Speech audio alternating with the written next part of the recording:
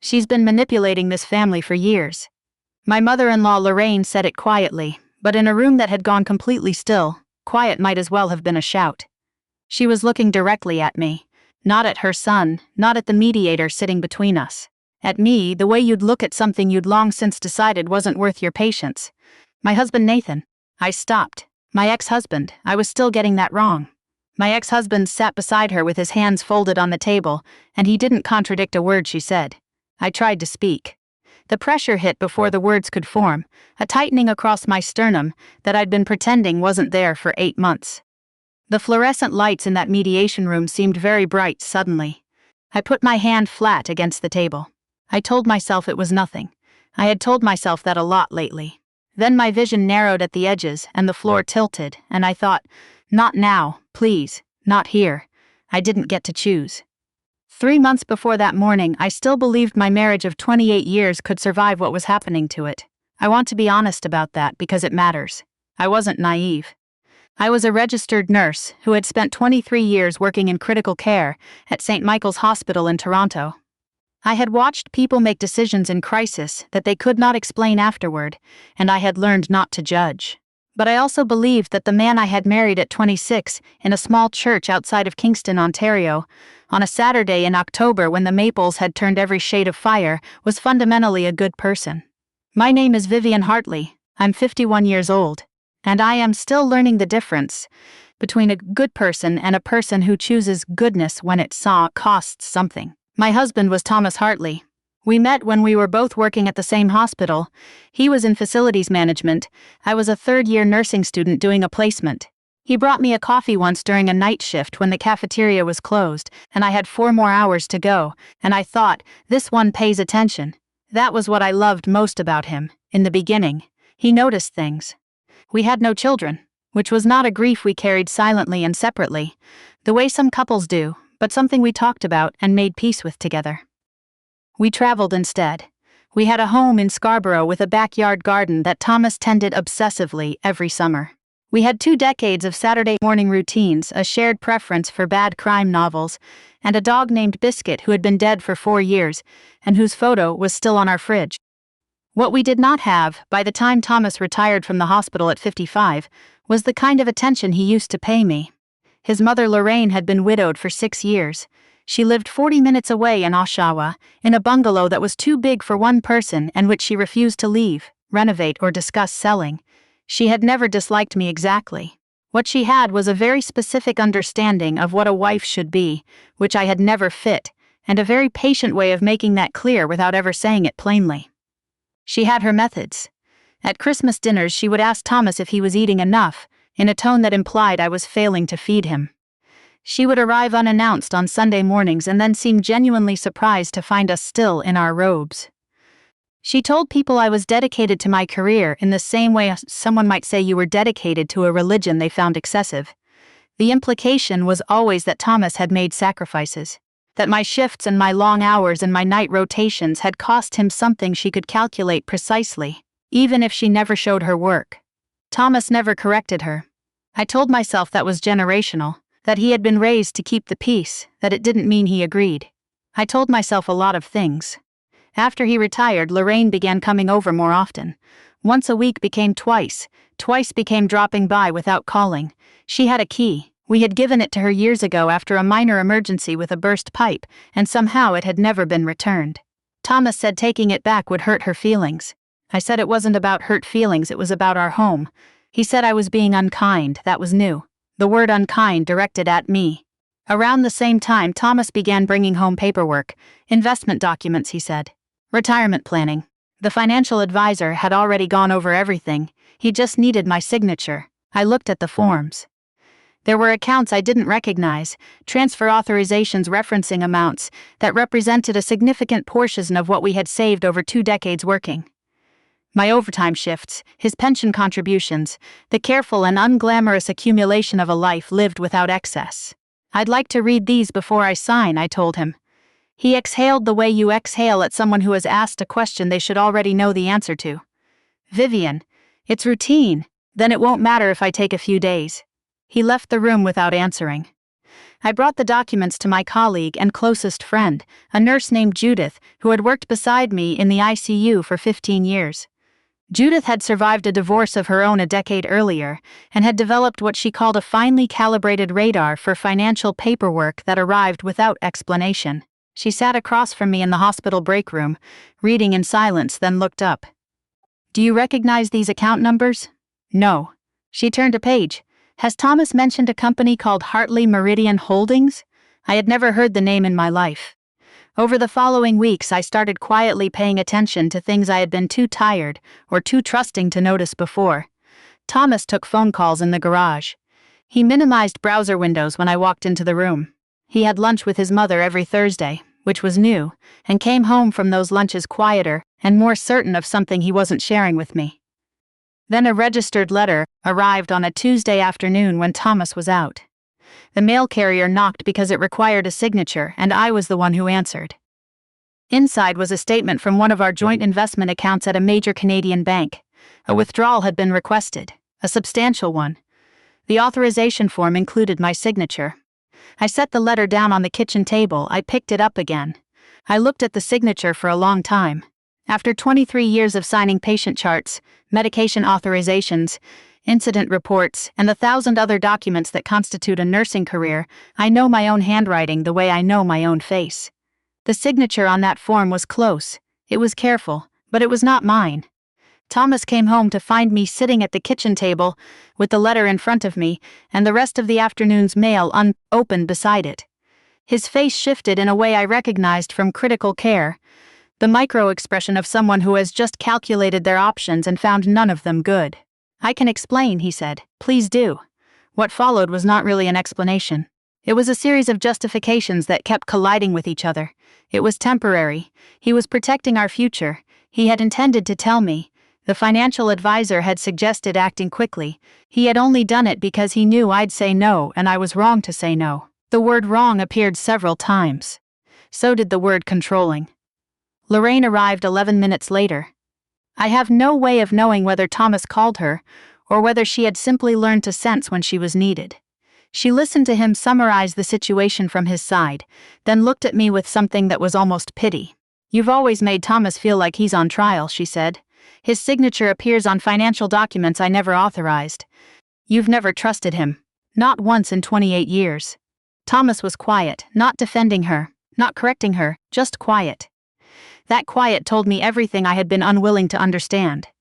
I drove to Judith's apartment that night with an overnight bag and the financial documents in a manila folder pressed under my arm. She opened the door, looked at my face, and said nothing for several seconds. Then she stepped aside to let me in. "Tell me," she said. I told her. When I finished, she was quiet for a moment, and then she said something that I have thought about many times since. "Vivian, I don't think this is about your marriage." I looked at her. "I think someone has spent a long time making sure you wouldn't look too carefully at the money." At the time, I thought she was reading too much into it. I would later understand that she had, in fact, been precise. I want to tell you something about what was happening to my body during this period, because it is part of the story, and because I have spent enough time in healthcare to know that the body does not lie. Only the people around it do. The symptoms had started 8 months earlier, before the paperwork, before the Thursday lunches, before any of it became visible. Fatigue that sleep didn't touch. A pressure behind my sternum that I kept cataloging as stress. Occasional dizziness that arrived without warning and left the same way. I was a critical care nurse. I knew what those symptoms could mean. I also knew that I was 51 and exhausted, and in the middle of something that had no name yet, and it was very easy to convince myself that I would schedule a proper workup once things settled down. Thomas thought I was exaggerating. He didn't say it that directly. He said things like, "You've been under a lot of pressure, and maybe retirement would be good for you too," in a tone that made retirement sound like something prescribed for people who couldn't cope. Lorraine was less restrained. During one dinner, she said within my hearing that some people discovered illness was a useful way to avoid difficult conversations. I stopped mentioning it. This is the part I most want other people to understand. I was a healthcare professional. I had spent more than 2 decades urging patients to advocate for themselves, to push back when dismissed, to trust their own experience of their bodies. And I let the 2 people who were supposed to know me Best convince me to do the opposite of everything I told my patients. Not through one dramatic confrontation. Through accumulated small dismissals, each one individually forgivable, until the total weight of them had pressed me into silence. Judith was the one who finally made me go. We were eating lunch in the hospital cafeteria, and I mentioned the sternum pressure almost as an aside, and she put down her fork and said, "Vivian, go see your GP this week, not next month, this week." I went that Friday. My GP ordered blood work, an ECG, and a referral to a cardiologist at Sunnybrook. I attended those appointments. While Thomas was objecting to the pace of the legal proceedings through his attorney, while Lorraine was telling her friends that I had discovered that health problems were a convenient excuse for delay, while the certified letters continued to arrive and the picture they assembled became harder to deny. The cardiologist suspected something was wrong but hadn't yet identified exactly what. "Come back in 3 weeks," she told me, "and try to reduce your stress." I was in the middle of a legal separation involving suspected financial fraud. Stress had essentially become my occupation. I had hired a family law solicitor named Margaret, a former Crown attorney who had left criminal law for family practice and brought with her a very particular way of reading financial documents. She was methodical and she was quiet and she was, I would come to understand, exactly the right person for what we were dealing with. After reviewing what I'd brought her, she set the papers down and said, "Has Thomas ever had access to accounts you weren't aware of?" "Apparently," I said. She scheduled the first of several production orders. His response, through his attorney, was to object. Then object again. 3 times within the first month. Margaret never seemed surprised. "People don't fight this hard to hide something ordinary," she said once, in the flat and certain way of someone who had spent years in courtrooms watching people decide what was worth protecting. The mediation was scheduled for a Thursday in April, nearly 4 months after I had driven to Judith's apartment with an overnight bag. I dressed carefully that morning, a gray blazer I'd bought for a nursing conference 3 years earlier, something that made me feel like myself.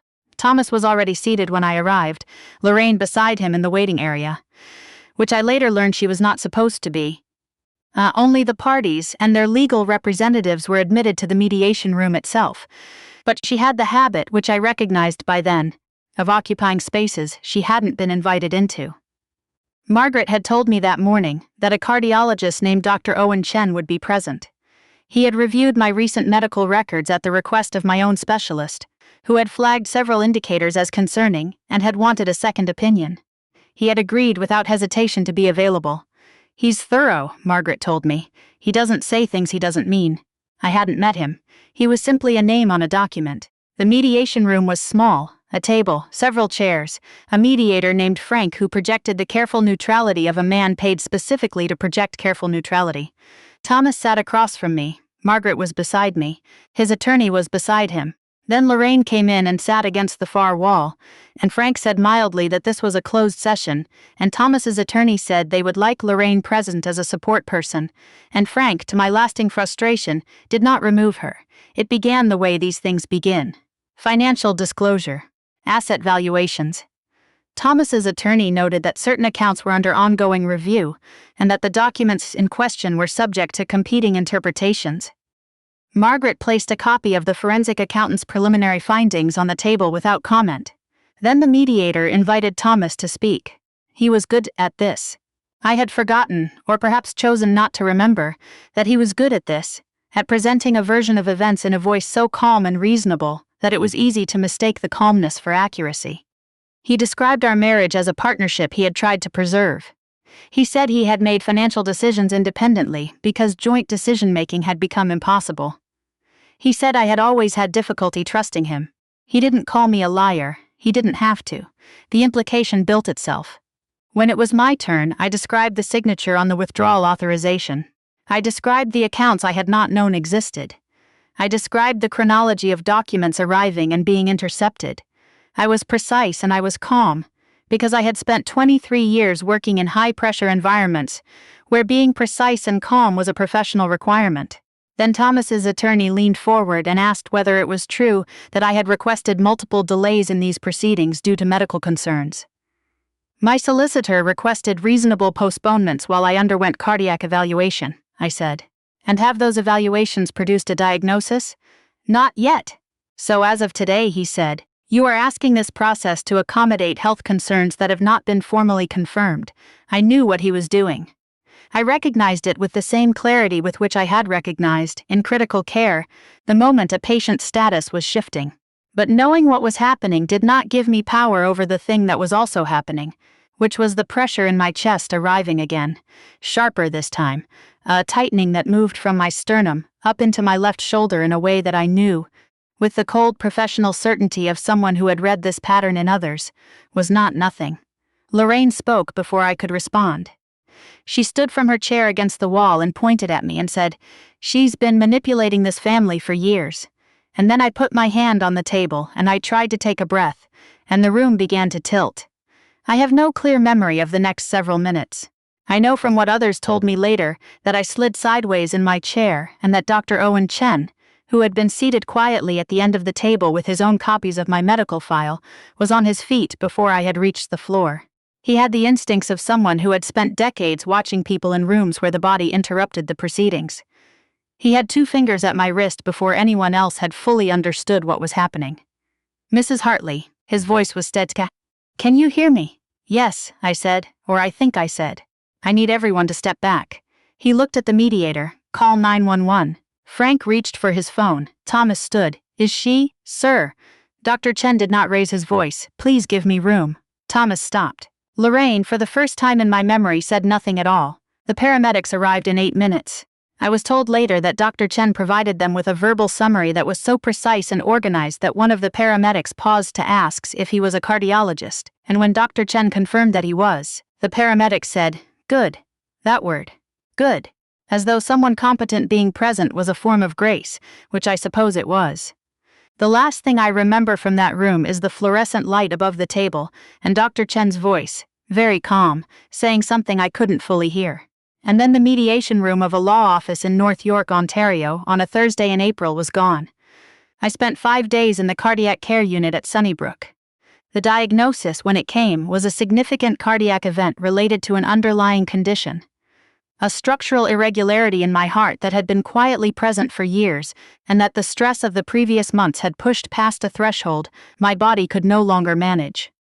The cardiologist who managed my care was direct in the way I had always appreciated directness. The condition was serious. It was treatable, and it would have been considerably more manageable if it had been caught 3 months earlier. Why wasn't it? Thomas asked when he came to the hospital the second day. I looked at him. I didn't answer, because the answer was a sentence neither of us was ready for. Judith was there when I woke up the first time. She was sitting in the chair beside my bed with a coffee she had clearly been there long enough to finish, and when I opened my eyes she leaned forward and exhaled in a way that told me she had been frightened. Hi, I said. Hi. Her voice was unsteady. You scared me. I scared me too. She squeezed my hand. I looked at the ceiling for a moment. The heart monitor beside me maintained its patient and indifferent rhythm. I should have gone in sooner, I said. Yes. She didn't soften it. But you were told you weren't sick. I knew. You were told, she said again firmly, that you weren't sick. There's a difference. That distinction took me a long time to fully understand. Because in the weeks that followed, as I lay in that hospital bed, and then as I recovered in Judith's spare room, she had insisted, absolutely and without discussion. I went back over the previous 8 months looking for the moment I had stopped trusting myself, and I couldn't find a single moment. I found 100 small ones, a dismissal here, a laugh there. A word like exaggerating, a tone that implied hysteria, the particular weariness in Thomas's voice whenever I mentioned the pressure in my chest, which was the voice of someone who had decided in advance that what you were saying wasn't true. Dr. Owen Chen stopped by my hospital room on my 3rd day. He was not my attending cardiologist. He had simply come at a check. He sat in the same chair Judith had been in, and he looked at me with the expression of someone who had prepared something and then decided to say it plainly. You didn't do this to yourself, he said. I waited too long. You were actively discouraged from seeking care. I looked out the window. It was raining. April in Toronto has a particular quality. The light is there, but it's unconvinced of itself. I keep thinking, I said, that I should have known better. I'm a nurse. I know. He was quiet for a moment. I've watched it happen to colleagues. When the people closest to us are certain we're not sick, truly certain, or certain enough, it can reach into even the most clinical mind. He paused. Your symptoms were real. They were real before anyone dismissed them, and they would have been real even if no one had.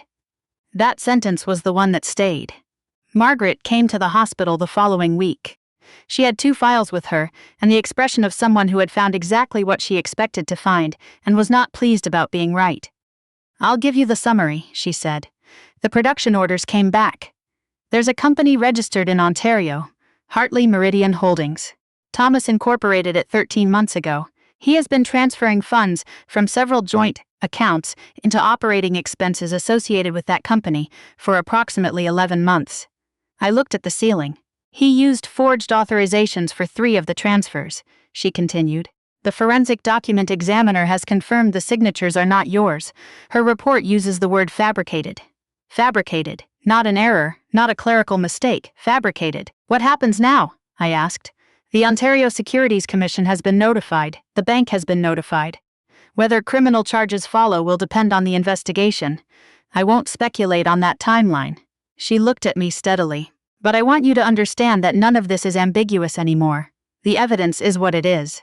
Thomas came to the hospital twice more. The second time he came alone. No Lorraine, no attorney, no intermediary. And he sat in the chair beside my bed and he looked at his hands for a long time before he looked at me. "I don't know how to explain what happened," he said. "You don't have to explain it to me today," I said. "I'm not asking for anything, I know." He looked out the window. Outside, a flight of geese was crossing a gray sky in their wobbling V, moving north. "When you fell," he said, "in the mediation room." He stopped. "You thought I was faking." He closed his eyes. "For about 2 seconds. I know. Those 2 seconds." His voice broke in a way I had not heard before and did not entirely know what to do with. "I keep coming back to those 2 seconds." I let the silence sit for a moment. "You were told a story about me," I said finally. "You chose to believe it. That's 2 separate things." He nodded. He didn't defend himself. That at least was something. The mediation resumed 6 weeks after I was discharged, in the same room with the same fluorescent light, though this time Lorraine was not permitted to attend. The mediator had reconsidered his earlier decision, possibly because of what had happened the last time she had been in the room. I would not speculate on what he told her. I only know she wasn't there. The financial evidence by that point was not a matter of interpretation. Margaret walked through it piece by piece. The incorporated company, the transfer history, the forensic examination of the signatures, the account statements. Thomas's attorney interjected occasionally with procedural concerns. Most of them were acknowledged and set aside. At the end of the session, the mediator noted that the settlement terms would need to account for the full extent of the unauthorized transfers, with interest. He said it the way Frank said most things, calmly and without apparent emotion, as though the numbers were simply numbers.